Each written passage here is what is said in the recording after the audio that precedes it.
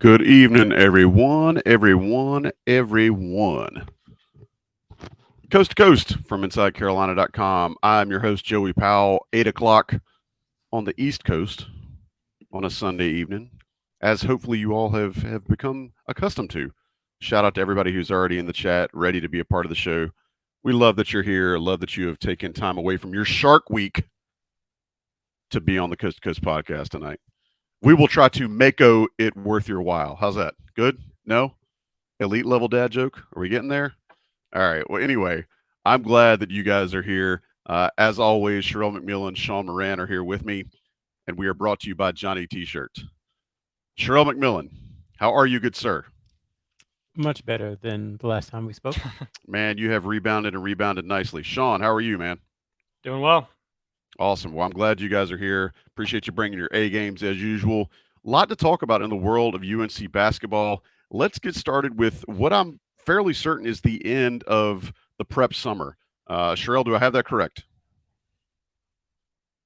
There's a couple of things going on, not terribly pertinent to UNC. For example, Jason Tatum had an elite wing camp this past weekend.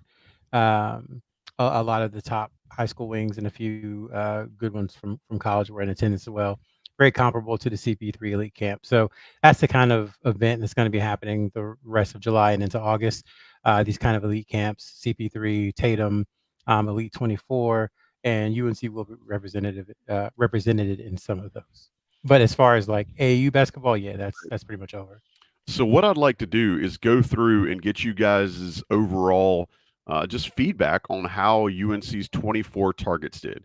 Now, for folks that have just joined us, maybe you've been under a rock or whatnot this summer, but what was a four-person class for the University of North Carolina is now a three-person class because Elliot Cadeau is officially on campus and with the squad. So we're going to reset UNC's three commitments for the 24 class right now, and Ian Jackson, James Brown, get back, and Drake Powell. Sean, I want to ask you first, what did you feel like James Brown accomplished this summer, and what do you feel like were probably some things he could still work on as he heads into his prep season? Well, I think it's still a little weird having, for the most part, one real live session. I know there was another AAU and then the Scholastic ones, but used to having the Wednesday through Sunday back to back weekends in July. So a little weird just knowing that is really the first weekend that was the main one everybody was focused on. I would give him probably a B to B plus in terms of what he did at Peach Jam. I think if you're looking at that with the proper expectations, I think probably a little bit from where he was on the Mean Streets U16 team last year as one of the I'd say top three focuses. This year there's a little mixed in terms of what he was doing and how he was doing it. I think at NBPA top 100 he showcased a little bit of maybe some outside shooting that we hadn't seen outside of the 10 to 12 feet. But I think in general, this year will be a big developmental year for him. I think he played to his skill set, which we know is running hard, can do a little bit with both hands, and is a strong rebounder. So overall, I give him a B to B plus in terms of the summer performance. Sherrell, I want to ask you your feelings on James Brown as well. Yeah, I think it was a new role for him, as Sean kind of mentioned, being with a new team, and so there was a filling out period, and I think kind of maybe the expectation that there was going to be a bigger role kind of never really materialized. So if you judge him based upon his role, then I think he did his role well. I think there's probably more that he could have done, with a different team to showcase his individual skill set, but that's not what Mocan asked of him. So he just kind of did what they wanted him to do. And I think he did that fairly well. I think he still got room to develop, still got room to improve. But, we saw at MBPA that I think he led the camp in 3-point shooting, which was not something we were expecting. And it's not like that was, 6 or 7 attempts. Like it was decent volume, especially for someone who, purportedly is a post player. We saw him handle the ball some. So I think you're seeing him try to show more of what he can do while also reminding himself of what kind of got him the national attention and the UNC scholarship that he ultimately took took. So, which is, being kind of the, lack of a better term, the garbage man, like Armando Bacot calls himself, who's able to grab rebounds, who's able to score in the post. So, I think it's still evolving. I don't know if I have a specific grade, but I would say I think he did what he was asked to do. He showcased that he can do a little bit more. And now, as he heads to kind of his first full year at Link, we're hoping to see him expand his game more and kind of have that production and potential meet. Stay here for a second, Sherrell. I know that his shooting ability was something that particularly drew the UNC coaches to him. Were you surprised to see him that confident in his stroke this summer? Talking to people behind the scenes, they kind of hinted that he could do it. It was more of him being reserved and more of him not wanting to maybe put himself out there by doing it. So not surprised that he has the ability. Surprised that he was able to showcase it at one of the more elite events they have this summer. Outside of USA basketball, you could argue that NBA Top 100 was, probably the most loaded because almost all of the top 20, 25 guys, which is the strongest class right now, were there. So it was against really good competition, and he showcased that he was able to do it. And that's really all you can ask for at this level is, can you do something and can you do it against the best players? And if so, then that's a feather in your cap, and you can kind of see if you can do it in college and moving forward. So I'm very interested to watch him at Link next year because I think he does have that kind of blow up potential just because he's done different things in different ways at different types of programs, both AAU and in high school. And so now you're going to start to see, I think, all that experience come together, and then the chance for him to kind of be focusing on basketball only at Link will only help him. Everybody you talk to who goes to Link, they say what a great decision it was because, again, no shade to Branson, Missouri, but there's not much else to do other than be in your books and play basketball. And Jacoby Walter going to play at Baylor, Cadeau, obviously coming to Carolina, and the list goes on and on. They just talk about how valuable that time at Link is, and I think Brown is looking forward to continuing to reshape his body and becoming a better player after the season. And if you need some more examples of what a season at Link can do for a player, look no further than Elliot Cadeau, and then also the interview I did with Tyler Haddad, Elliot's longtime trainer and coach. He raved about how Elliot was able to just focus on high-level basketball during his time there. All right, Sean, next guy on the list, Ian Jackson, Captain Jack Jr., as some folks have dubbed him. Don't know if we've used that on this show yet, but Ian Jackson had his own chances in different places to show out this year just because he was playing in some different places as opposed to some of the other UNC commits. Give me your general impression of how you feel like Jackson acquitted himself this summer. I would give him a B plus. I think he played well on the Adidas circuit. Some of the highlights that came out of some of those games were pretty impressive in terms of really being able to score at all different levels. And I know that's been an improvement point for him from early on. He was a guard that could score, but from a shooting perspective, he needed to work on that. And you could start to see some of that last summer. And I think from the high school season into this season, he's been able to showcase the 3-point shot. Showcase being able to get to the rim. But I think, why it wasn't an A, you go to USA basketball. He didn't have the greatest tournament playing on the U19 team. And I think you saw some of the other high school guys get a little more playing time, get a little more maybe comfortable in that situation, even though he's had a few USA situations in general. So, that I think having all that experience under his belt will be tremendous, when the time does come next year. But in terms of the grade, I give a B plus, but still excited to see what he could potentially do. Sherrell mentioned a few things coming up, and hoping he might be at the Adidas All-American camp in August, just given that's been the circuit he's been playing on. But then again, seeing him in high school, because he is a talent, and he's going to be a guy that can score from day one next season. Sherrell, we've seen Jackson's ranking kind of fluctuate a little bit, and people will always look towards, all right, who has moved up? Sometimes can affect a player's ranking more than that player potentially falling off or moving down.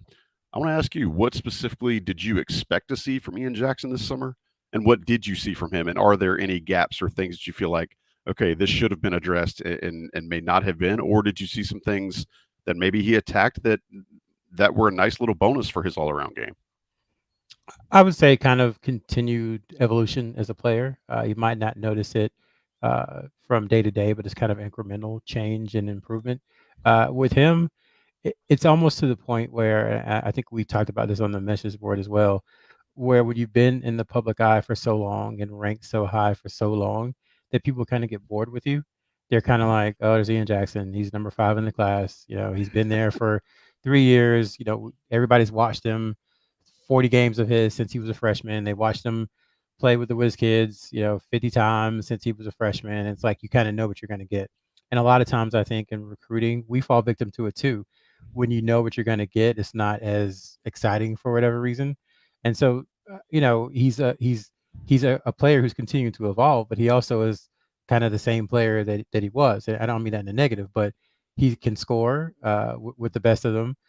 He can shoot. He's definitely gotten better there. He can handle the ball some. I think that's an area for improvement. Um, when he needs to play defense, he can. Obviously, at the high school and AAU level, I don't think he's asked to do it a ton, just because there's so much energy put on it, so much energy used on the offensive side. But he can do it, and when he puts his mind to it, I think he's done it. And then he's again just similarly to I was talking about James Brown, but he's competed and played at the highest level you can play it in high school basketball. I mean, he's done USA, he's done NBPA, he's done Pangos multiple times. He plays on the Adidas circuit, but he also plays these guys at other events throughout the year. He plays in a really tough league up in New York. So I would say I think he is a very good player, but I think people almost forget about him. He's almost gone from like, oh, North Carolina got the number 2 player in the class to like, oh, number 6 Ian Jackson, almost to like underrated. Almost. I'm not saying he's quite there, but almost, Yeah. just because he's been in the spotlight for so long. So, yeah, just a dynamic scorer, dynamic guard, which is what Hubert Davis is looking for. I'm And he, gonna speak to Sherrell's heart real quick, Sean. How many different Avengers movies can be awesome, right? Like if you've seen one awesome Avengers movie, Oh, it's like what other levels of awesome can they break out that might be totally new for you? well, that's where Marvel's struggling with right now. Is that after Endgame, it's like, okay, What do you we've do? seen it. Yeah, what do you do? Yeah, yeah. So just trying to get into to Sherrell's wheelhouse a little more there. If there's anything he loves more than watching ball, that's probably it. Is Marvel movies. Sean, go ahead, man. for Jackson, it was around this time last year when the last live period was, and kind of watched him playing a year up on the U17 circuit at that time, and UNC was recruiting him, but late July, nobody thought UNC was going to be getting him for the most part. But I remember when interviewing him and kind of asking the question, "Hey, have you thought about reclassing?" And it really stemmed from, "Hey, here's a guy playing on U17s, already pretty much one of the top players on that U17 circuit last year. He'd already played USA basketball U17s and had done well high school wise. So the question was, you're already at that level from a high school perspective. What does another year do?" But I think I think another year will be beneficial just as he continues to evolve his game and does get ready for the college level and especially the NBA, which I know is the ultimate goal for him. Let me jump in too, Joey. It's July 23rd, so can't 100% ever close the door on anything, but I think we're pretty sure that Ian Jackson is not reclassing. That was a big thing, as Sean said, for about the last year, and the question has been asked and asked and asked. But I think it'd be very difficult to do now. He said over and over that he's staying in 2024. So I think we can start to kind of move forward from that. And with him, the other thing I wanted to mention, he had kind of scheduled himself to come down to Chapel Hill in April during his spring break, and the scheduling just didn't work out with some of his parent stuff and some of his coaches stuff. But official visits kind of reset on August 1st. So more than likely, we'll just see him in Chapel Hill, I'd imagine, on an official visit for his senior year sometime after August 1st. Gotcha. Appreciate the update and the clarification there. Sean, last guy I want to go to is Drake Powell, and we have talked about cousin Drake ad nauseum here, but I don't know that you can say enough good things about how well he has matured, the trajectory that his game is on, and just the trend of how polished he has become in just a matter of months this summer. Sean, I've given him a lot of superlatives. Sherrell's given him a lot of superlatives.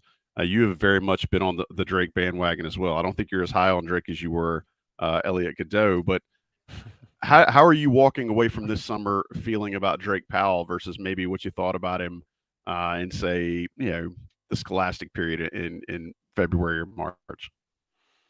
Well, I think going into this period, the biggest question I think all of us had was how was he going to perform at the highest level, given what he had been able to elevate his game up to in that Scholastic level. Because I think 1 year ago he was good. He was good enough to earn a scholarship and good enough to commit, but he wasn't a guy that just dominated. Which all of a sudden in high school he kind of flipped that switch, and that first EYBL period in the spring, he answered everybody's questions and he was first team. And then after that, it kind of almost a downward slump a little bit throughout the rest of the EYBL. Went to the U17 tryouts, didn't make the team. Went to Pangos in Vegas and didn't make the All-Star game. So I wasn't at either of those, so can't really comment too much. But the Peach Jam was his way of I think answering all that. So from a grade perspective, in terms of the July periods, I would give him a solid A, bordering on A plus in terms of what he did do from a Peach Jam perspective and some of the stats that he put up, especially those first 4 games, where each game he seemed to add something different, including that huge double-double that he had. The last game, which his team needed to win, it was the only game he scored in single digits, but he went 9 of 18 from the three-point line in Peach Jam, and I think he made 9 threes in total the first 4 EYBL period. So that's really going to be the main part of his game. That can that continue to evolve, and can he continue to show consistency? Because you see the high 70-80% free throw shooter that he is, mixed in with that athleticism and the defense. And last time we talked about how high his ceiling is, just given that size, athletic ability, and the want to play defense and do other things than just score. So to me, an A plus. I think everybody should be extremely excited about him, although probably less time in Chapel Hill than expected when he was offered, most likely. But him staying close and playing high school in the area and then coming to Chapel Hill, I think everybody should be extremely excited about what he's going to bring. Let's stay on that vein just a little bit. Sherrell, is Drake Powell kind of writing a bit of a made for Disney movie here? I mean, he exploded so much this past summer, and now, as you've foretold and then confirmed this past week on the Inside Carolina Premium message boards, he's going back for another year at Northwood because he wants to win a title. So clearly, not only does he have the physical skills, but now he's got a mentality of really just wanting to take his team to the promised land. How much more attractive as a potential college player can Drake Powell get at this point? Not much, I would say. I think the main thing is he has to maintain, or probably even work even harder to stay where he is. Let me start over.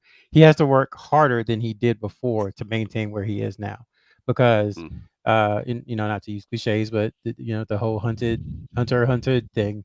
It is a lot easier when you're tracking somebody down, but it's a lot harder to kind of stay at the top once you get there. And he might not be number one, but he's in that top 5 discussion, I think, for 24/7. So it is a fairy tale story, but he has to continue to work and continue to improve, because there is still room for growth.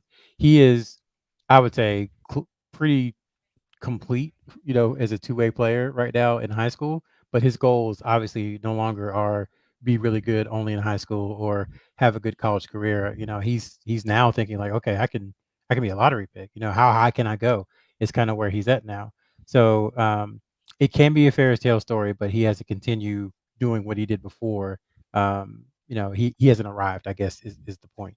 But I would say the other thing, as far as Drake is concerned, for like Carolina fans and people in the Raleigh, Durham, Chapel Hill area, the times of a top 5 kid staying at a public school, a 2A public school that used to be 3A, are slim. Like it's not going to happen many more times ever. So my advice would be to kind of soak up this Northwood season, not put pressure on Powell, but you're going to have the opportunity to see something that is maybe never happen again, but definitely won't happen often.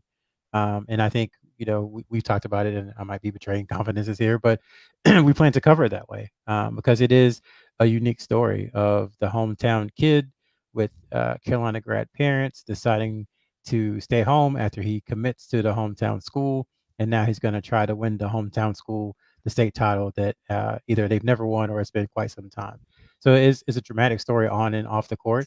And, nobody wants to talk about this, but if you're like a business in Hillsborough or Pittsburgh or Durham or Chapel Hill, like Drake Powell's kind of your signature NIL athlete for that reason. Like he's someone you would really be interested in for those reasons. So I think staying at Northwood has a lot of benefit for him, but I also think it's something that the community is going to rally around as well.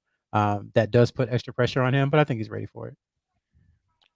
Well, I hope you can take a commission from some of those that come down the No, I pipeline. mean, just seriously, like Yeah. it's perfect. It's already written for you. All you just got to do is like just throw the Drake Powell sticker on there. But like, This is Drake Powell for Bob's Tire right? Barn. Yeah. When I'm yeah. driving to the lane, I like to drive right to Bob's Tire Barn for a new set of Michelins. Yeah, I see you working, dude. Sean, Yeah. go ahead. I think I fully agree with what Sherrell was saying, and there, especially where he might be, come 2025.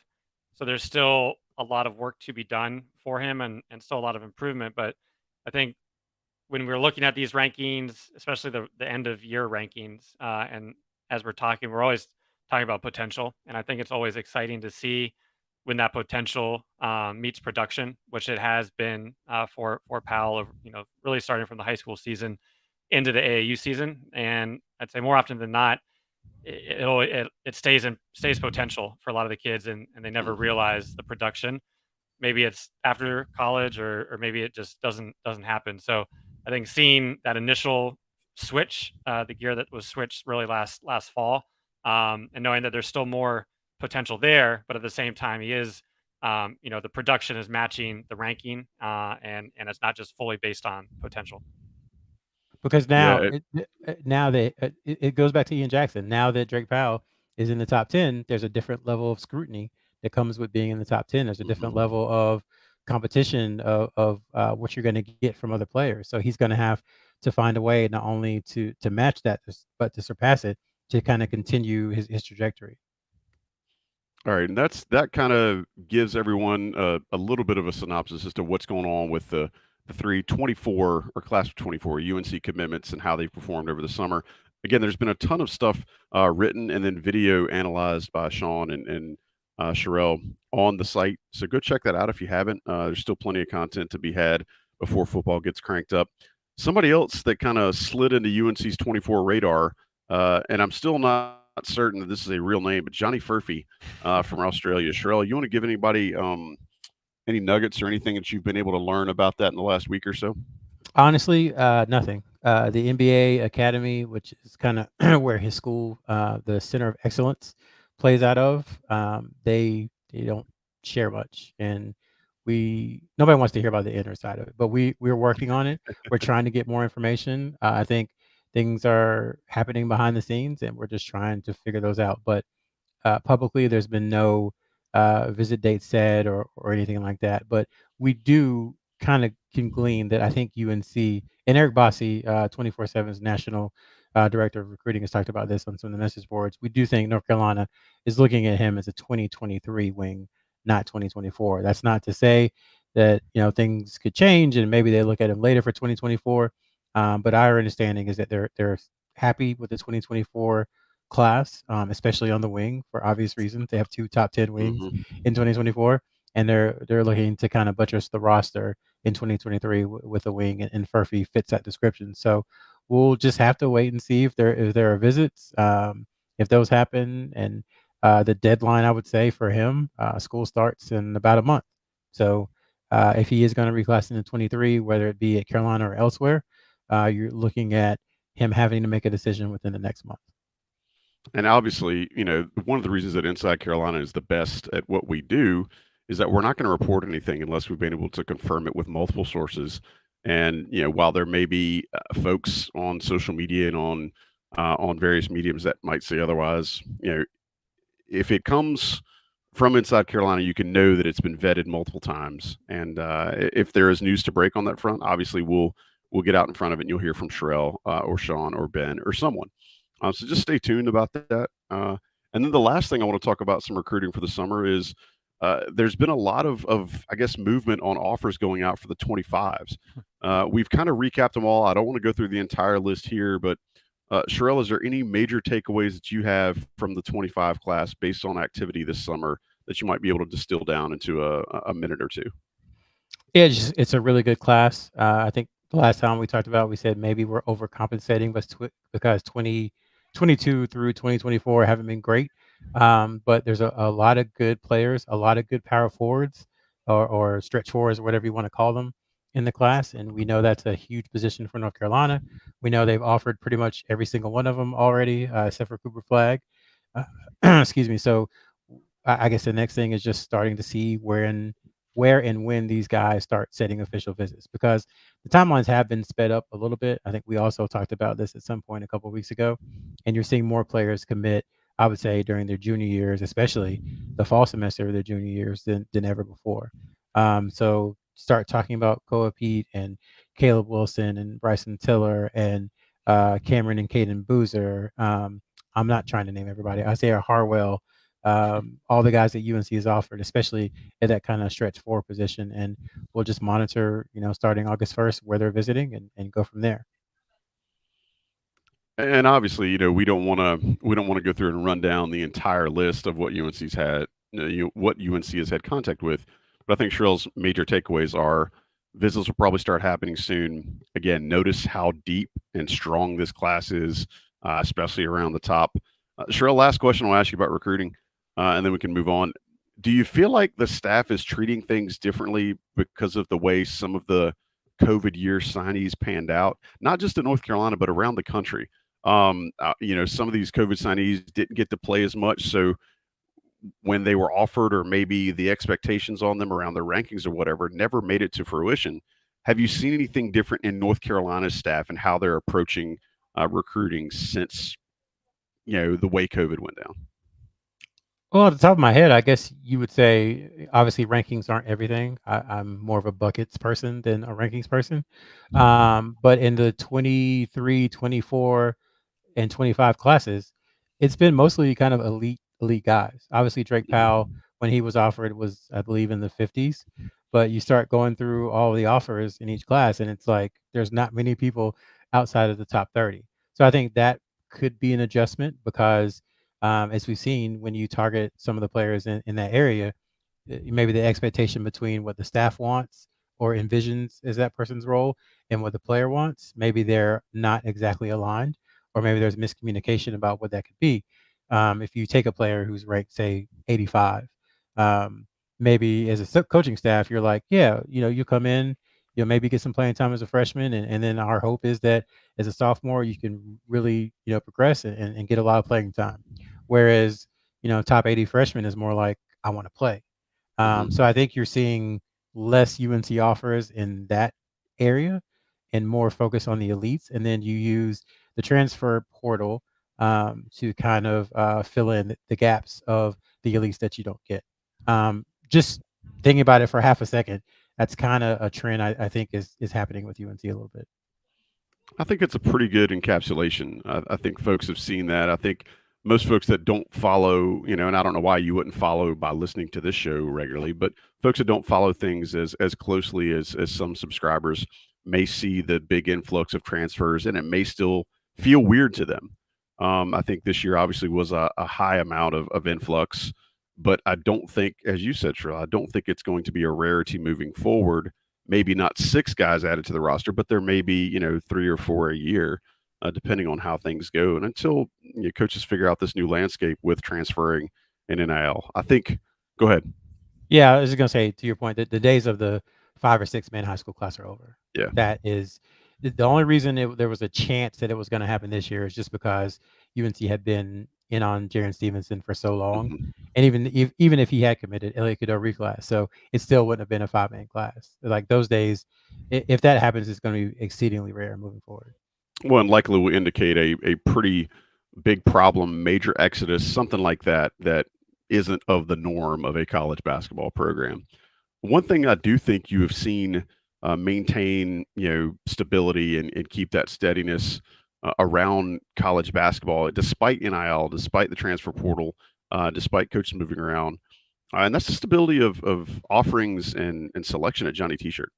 I think that Johnny T-shirt is going to continue as it has for decades on Franklin Street in Chapel Hill to offer high level stuff. I can't see, but I'm looking at my man's phone there, and I'm just getting a really good glare. I'm assuming it's a Johnny T. Oh, it is. See, Sherrell's got Johnny T-shirt pulled up on his phone because he knows that they are the one-stop shop for UNC gear. If you are looking for UNC gear to round out your summer, if you want a nice tank to rock over to the pool while the kids are splashing around in somebody else's pee, go get you a tank from Johnny T-shirt, right? If you are headed out to a cookout and where you eat barbecue, not a barbecue where you eat food, a cookout where you eat barbecue, you can go by and grab you a nice little button-up Hawaiian style Guayabera shirt from Johnny T-shirt with the UNC logo on it. Multiple brands, all different styles. They've got, I don't care what your taste is, they've got you taken care of. Hit Johnny T-shirt up, johnnytshirt.com. Premium subscribers to IC know you get that extra 10% if you use the code found on the premium message boards. And they've been supporting us for a long time, y'all. So make sure you give them some love as well. Don't show up to the season opener in Charlotte with old gear. Johnny T-shirt can take care of you. East Franklin Street, right there in Chapel Hill. Love them. Appreciate them. Thank them for sponsoring the show. We're going to let John, our producer, drop some ads in here for those of you who are listening on podcasts. Those of you who are still watching us on YouTube, we appreciate you being here. Sherrell, you got one more thing you want to add about recruiting before we move on to some current roster stuff? Yeah, so I neglected to mention there is an event this weekend because we've never been, and because it's fairly new, and because they took a couple of years off. The NCAA academies are something we don't know a ton about, but coaches can go to these, and it's a little complicated. We'll drop the link on the message board, but there are multiple paths that you can be invited to these NCAA academies, whether it's through USA Basketball, whether you kind of submit as an individual or whether you submit like through your AAU team. So these are in Memphis, as far as I can tell, and the coaching staff can be there. I know some teams like Team Takeover have chosen the team path, and they'll be there. I know guys like Tyler Jackson, who has gotten some UNC attention, will be there. But it's very hit or miss, so we'll kind of really just have to see what happens as far as the reports and who's there. But it's very complicated, but it is a chance for coaches to watch guys in a different setting one final time before July ends. I'm actually a little shocked that this has kind of been a thing and that we haven't heard about this before. But who knows? We'll see what comes out of this. And appreciate you dropping that into the note as well, Sherrell. It's important for folks to pick up on. All right, guys. What do you say we move on to some current roster stuff?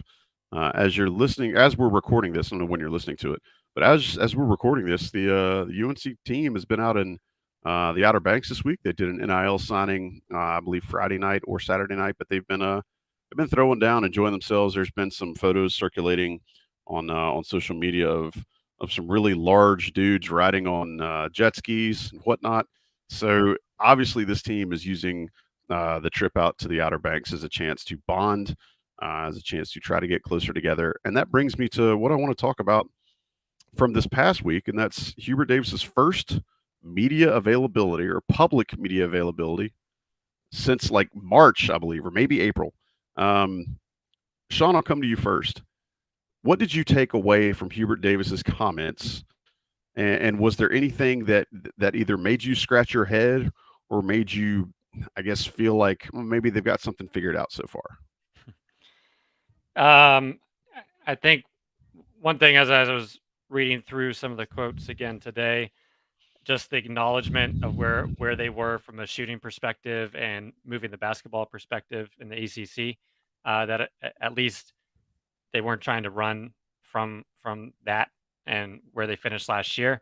At the same time, when you started going through some of the reviews on the new players and what they bring, and some of the comments, a little bit was still the glass fully full type of The review. overflowing glass, if you Yeah, will.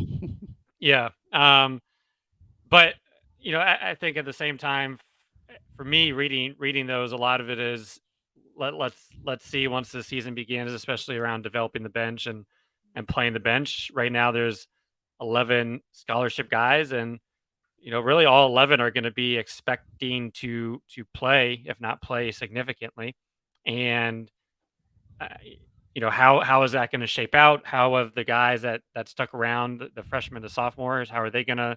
What's their improvement level? Um, the new guys coming in are older and experienced. Can they gel? Which I think they should. They seem, especially from a character perspective, fairly egoless. Um, and I think you have at least two guys who can bring maybe some more outspoken leadership in terms of Cormac Ryan and Wojcik. And then you have Elliot Cadeau, the passing wizard, and how does he fit in? So it sounded great, but I think Hubert Davis, like he does have a gift for words, whether it's talking about the players or recruiting. But I think this season will be, especially the beginning, how does that look on the court? Yeah, Sean, I think everybody can agree with the uber positivity, and that was something that people said about Hubert Davis long before he took this job, was just how positive he is. Obviously, that's not going to change, and it's hard a little bit, I think, for most folks to kind of decipher like how much of this is Hubert being positive, how much of it is actually taking place. Because again, he's seen these guys, they've had practices, he's been around these guys. Nobody would know better than him. Sherrell, how do you decipher what might be just a really positive, coach's coach's reaction, and what actually might be legit, legit talk here? How do you take that? I think you just have to understand that the person talking is optimistic and a positive person by nature, and that's how they're going to be. And you just have to use your own ability to kind of discern and filter through that positivity and find those little nuggets. I think to Sean's point, the acknowledgement that they didn't shoot good last year and their chemistry on the court, wasn't the best. I think maybe that's the first time I've seen that kind of acknowledged. Mhm. He didn't even say that their chemistry wasn't good last year. He basically said, "Oh, this year's team's chemistry is good so far," which to me is a way of saying last year's team's chemistry maybe wasn't the best on the court. So just little things like that. The ball movement piece was maybe the first time we've kind of heard that acknowledged. So I think there are positive steps, and in general, I think you just have to understand the person who's talking, understand where they're coming from, kind of meet them there, and use your own filters, like I said before, to kind of arrive at what the actual kind of point is. And, and it's not a negative. I think, Hubert Davis, I don't think particularly cares about what we think or about what media thinks. And I think he's always trying to deliver a positive message to his guys that says, "I believe in you." And Mhm. that's where you get those statements. But I'm also at the point where it's kind of like, what else would you want him to say? Would you want Yeah. him? I guess people sometimes just want that pound of flesh. They want to be like, they're terrible, they're awful. Well, then when you Where give he's them the gonna, pound of flesh, they're not happy. Like they yeah, and want a then you give him second pound of pound. flesh. Yeah, Yeah. yeah, it's kind of like, well, why is he throwing the kids under the bus? So Yeah. it is a little bit of a no-win situation for Hubert, I think. But overall, I thought that the tenor of the press conference was fairly positive. I do think you're seeing someone who's maturing into being a head coach again.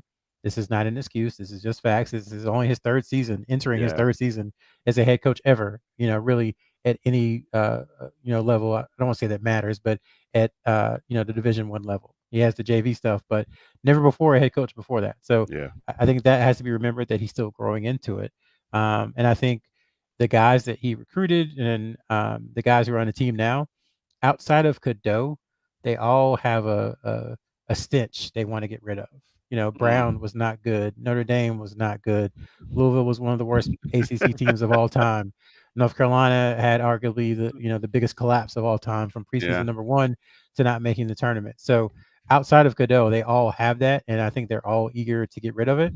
And that kind of losing will humble you, whether it's the coaching staff or the players, and it will make you do things and make you work harder and make you cooperate and make you build that chemistry to ensure that that never happens again. So I take that as a positive. I know some people are like, well, they went and got two players from the two of the worst teams in the ACC and another team that couldn't win the Ivy. But I think there's an alternative way to look at it that those guys have. For lack of a better phrase, I think Roy would always say he hates cool.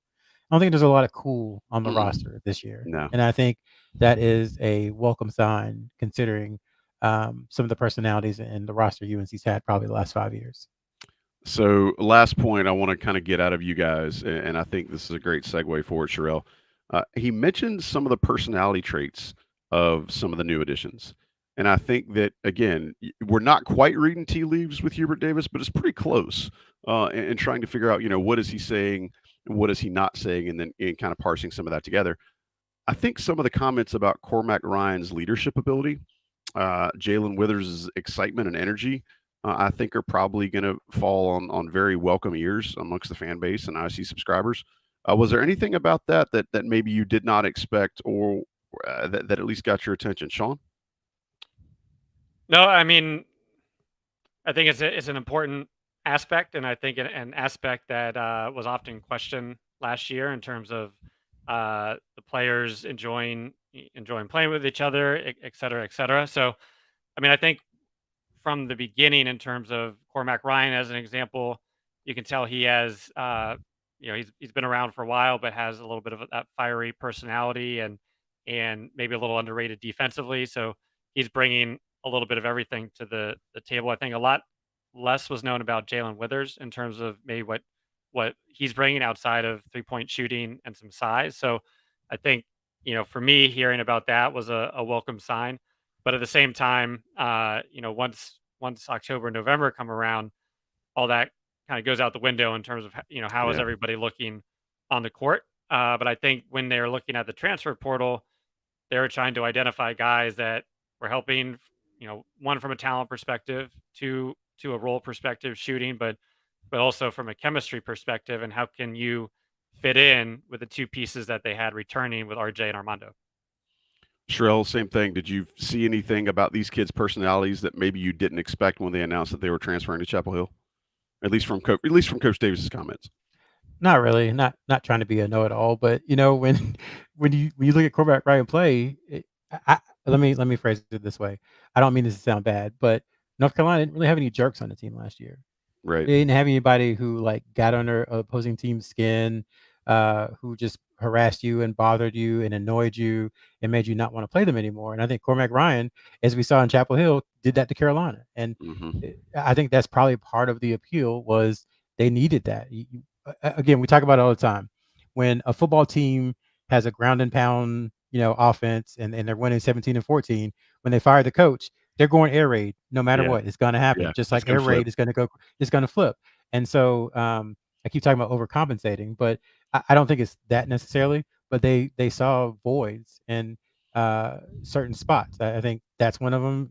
Kind of the agitator. I guess they saw a void in leadership. They saw voids in overall basketball IQ. They saw voids in kind of fitting in. They saw voids in shooting ability, and they tried to address those. Even with the guys they didn't get, a couple of the names that we know, I think they definitely that was top of mind. So they definitely had a plan going in to address some of these needs. Now we'll see on the other side if there were some things that maybe they overlooked by going so hard at the things that they lacked last year, or if it's kind of a better balance. But to Sean's point, in the end, the whole thing is constructed around Armando Bacot and RJ Davis. Let's Mm-hmm. not Still. forget that. Yeah. Yeah, still that's the whole thing. The plan is how do we get the best team around RJ Davis and Armando Bacot, because this is the last year that they're going to have both. So how do we fill in those gaps? How do we do things that help them? How do we do things where they can help other people? And again, we'll see. Talk is great, but I think we're all slightly jaded from last year. A little So bit. just wanting to see what things look like in October, November, and as the season progresses. Yeah, well, let's move on and start taking some questions from our the folks here in the chat here tonight. And again, shout out to everybody who's been a part of the show so far. First question from Larry Charles out here in the chat says, "Hey guys, always look forward to your live content. I'm tuned in all the way from Antigua in the Caribbean," and he gives us a little thumbs up. Really hoping on a freshman update. So first off, Larry, I appreciate you being here, but bro, if I'm in Antigua, I ain't looking at Joey Powell's face or listening to Sherrell McMillan or Sean Moran's voice. I'm doing other things. But all that aside, we appreciate you making time for us in your vacation. If you want to bring us back some stuff from the duty free, feel free. Fellas, I want to ask you, and I think it's a good question. I've seen a couple of folks asking the same thing. Hoping for an update on the freshmen. Sherrell, I'm going to come to you first. Is so far Elliot Cadeau, has he been as advertised in the times that the team has been able to play together? So talked to two people kind of familiar with things going on, and they've been very impressed. Obviously, he missed some time when he first got there. He had a little ankle thing, but I think what they're most impressed about is the maturity level on the basketball court. I think the passing and all that stuff, yeah, it's there, but just the pace and the style in which he plays, I think maybe caught them off guard. Even though you've seen it with Link and you saw it with New Heights on the AAU season, I think seeing it in person has surprised a few people of just how steady and calm and how much he wants to listen and how much he wants to improve. So that's just from a couple of people. I haven't heard as much on Zayden High. I would imagine he's still kind of feeling his way through, but no specifics to share on High that we've gotten from folks around the building. Sean, I'm asking you this because you were such a proponent of Cadeau's transition to Chapel Hill, and you were kind of the loudest dude on the bus. Which again, I'm not criticizing, just pointing out that you were all about this. There's been a little bit shown in some of the clips released by UNC's official social media. What's something that our listeners or our viewers can look for early in the season to be able to determine if it's going to work out with Elliot Cadeau as quickly as folks hope it will? Is there one or two things that you feel like people should kind of hone in on to see if is this thing going to be as advertised? Great question. I think this kind of goes to I saw Thomas Yancey post about it earlier in terms of the fast break offense. I think the Don't big go question, jumping ahead of my questions, bro. well, I've got to tee them up as best I can. Now you're messing me up. You're making it where it's going to be hard for me, and I don't do well when things are difficult. I'm sorry. Go ahead. I apologize. That's all right, bro.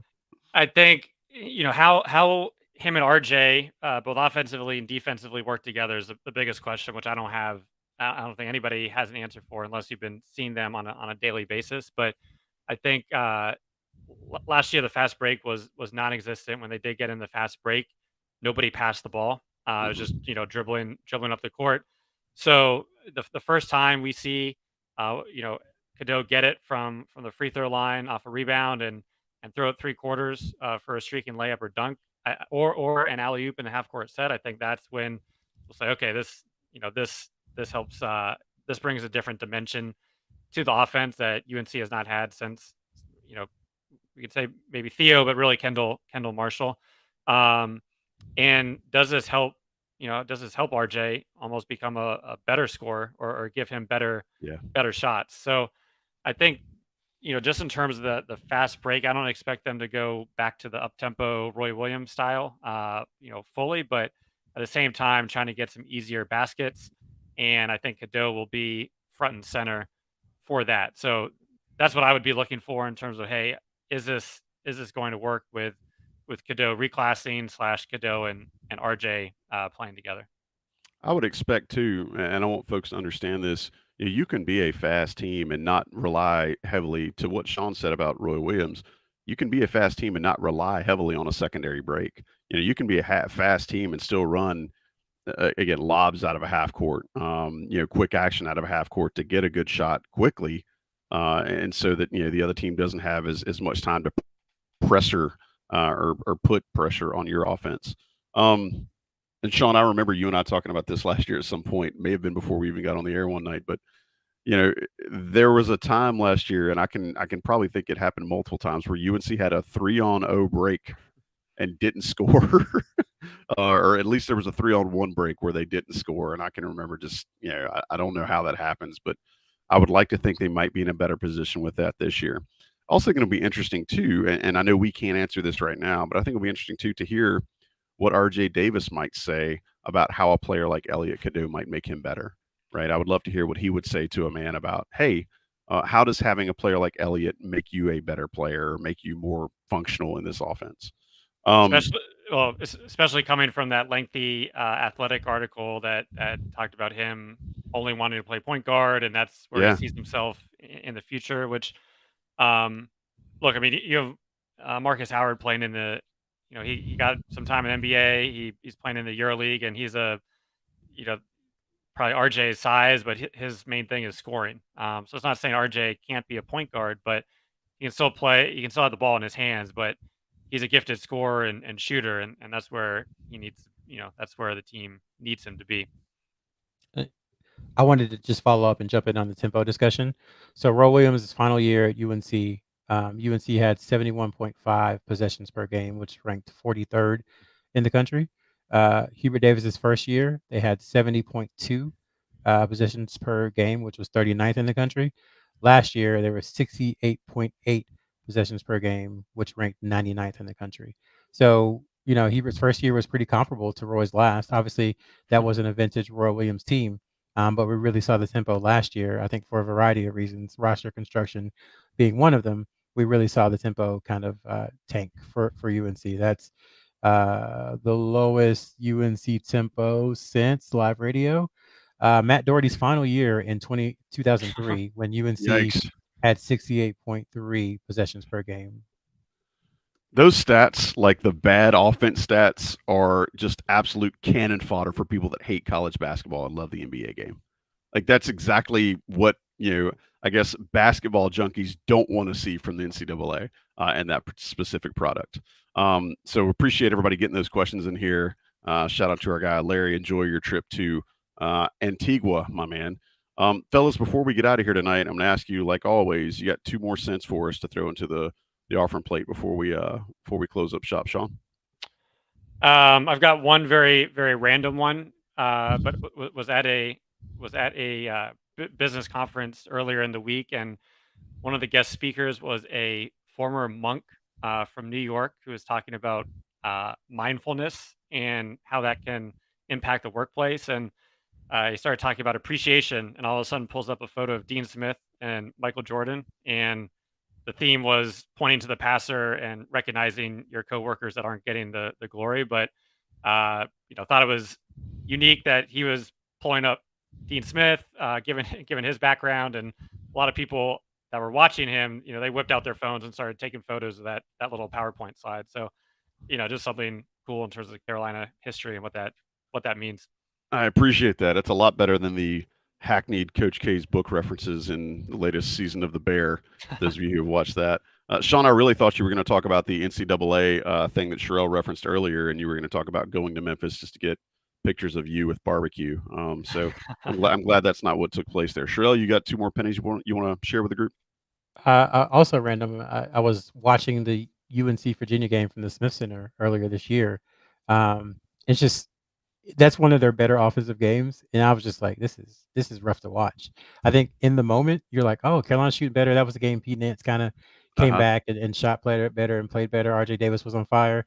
I was like, this is just not good offense. And I think when you're in the season, you're like, oh man, they're playing so much better. Look at them. But they needed that win. They needed it badly. But the first half was, I remember their points per possession extremely high, and then that second half was just brutal.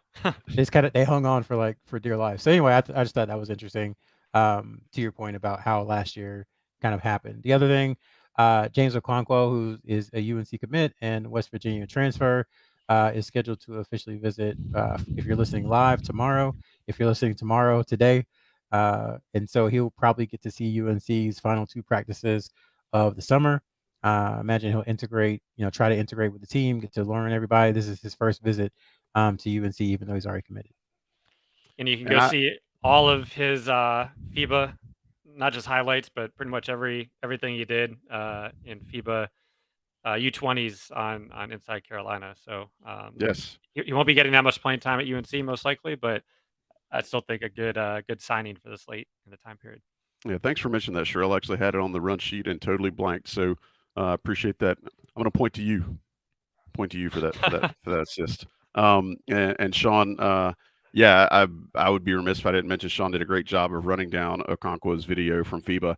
And my man Moran does not pull punches. Like if there's a garbage shot taken, he calls it as he sees it. So it wasn't just a puff piece. I think that that some people might expect in something like this. Sean definitely gave you the true dirt. Boys, that's going to do it for the show tonight. I appreciate everybody who stuck around and has been a part of the show since we started. Great questions. Appreciate everybody getting there. Obviously, we can't get to all of them. We try to get to the good ones. If we didn't ask your question this week, hey, stick around, come back next week, ask a good question. We'll eventually get to you. But we really appreciate everybody being a part of the show. Shout out to Johnny T-Shirt for sponsoring us. Shout out to John Siegley for doing all the production, making this thing look good when it gets to the YouTube and when it gets to your podcast feeds. But for now, for the Coast to Coast podcast here on InsideCarolina.com, and for Sherrell McMillan and Sean Moran, I'm just Joey Powell. We will talk to you very, very soon here on InsideCarolina.com. Late.